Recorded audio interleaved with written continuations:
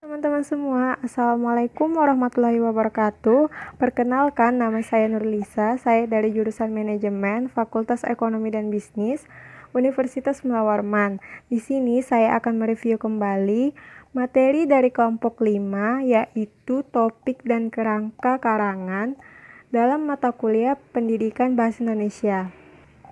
Topik dan kerangka karangan merupakan hal atau langkah yang paling pertama yang harus kita lakukan untuk penyusunan karya tulis ilmiah.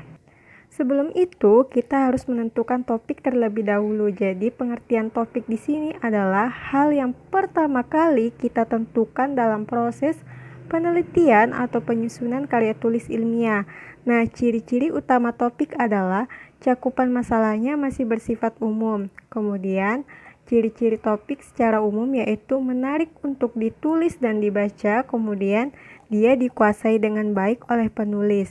Nah, di sini pembahasan topik dapat dilakukan secara cermat yang dapat diterima oleh pembaca seperti kemampuan, tenaga, waktu, dan tempat atau kelayakannya, sehingga pembaca tersebut dapat menerima topik dari penulis tersebut.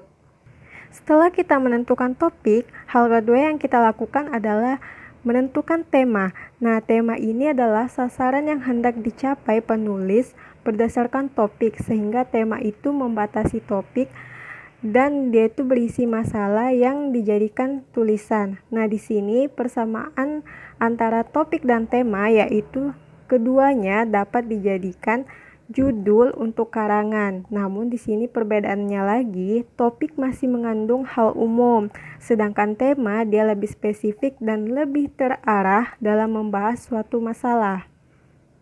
Kalian perlu tahu juga hal-hal apa saja yang harus dijadikan dan kita perhatikan dalam memilih tema. Yang pertama, dia harus menarik perhatian penulis agar penulis dapat membuat karangan yang lebih baik. Kemudian yang kedua, diketahui dan dikuasai oleh penulis, karena tema yang tidak dikuasai atau diketahui oleh penulis otomatis isi karangannya tidak akan nyambung dengan topik yang dia pilih tadi. Kemudian yang ketiga, dia ini harus sempit dan terbatas. Maksudnya apa? Tema di sini pengertiannya saja sudah dia membatasi topik. Jadi kita memilih secara sempit maupun terbatas, jadi dia terperinci gitu. Terus kita harus tahu nih, apa sih pengertian dari tema karangan? Nah, tema karangan adalah pokok pemikiran tertentu yang akan disampaikan oleh penulis dalam karangannya. Setelah kita mendapatkan tema, kita beralih ke judul. Nah, judul ini memiliki pengertian yaitu nama yang dipakai untuk buku atau bab dalam buku yang dapat menyiratkan secara pendek isi atau maksud dari buku atau bab tersebut.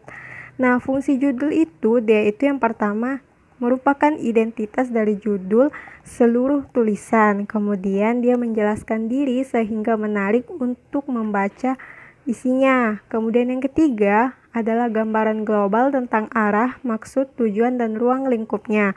Kemudian yang keempat, dia itu relevan dengan isi tulisan, masalah, dan tujuan. Kita tadi sudah mengetahui tentang fungsi judul. Seterusnya, kita harus mengetahui apa yang bisa menjadi syarat dari judul.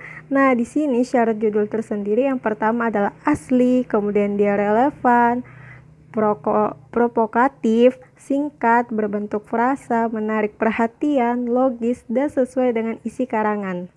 Nah, setelah kita mendapatkan topik, kemudian tema, kemudian judul, nah kita baru bisa membuat kerangka karangan. Jadi kerangka karangan memiliki pengertian yaitu rencana yang sudah teratur tentang pembagian dan penyusunan gagasan. Di sini fungsi kerangka karangan adalah yang pertama, tidak mengubah ide-ide, kemudian menciptakan klimaks yang berbeda setiap bab, kemudian meningkatkan atau mengingatkan penulis pada bahan atau materi sebagai sumber rujukan dan bahan, kemudian dapat membaca ulang karangan yang sudah selesai, kemudian dapat dilihat dengan wujud ide, nilai, umum, dan spesifik karangan. Penyusunan kerangka karangan selanjutnya yaitu yang pertama perumusan tesis dengan jelas, kemudian penginventarisan topik ke dalam subbab topik secara maksimal, pengevaluasian semua topik yang telah dirinci ke dalam tahapan, kemudian tahapan 1 dan tahapan 2 dilakukan secara berulang agar maksimal. Nah, sekian dari penjelasan saya, semoga dapat bermanfaat bagi kalian yang mendengarkan. Apabila ada kesalahan, mohon dimaafkan. Sekian, wassalamualaikum warahmatullahi wabarakatuh.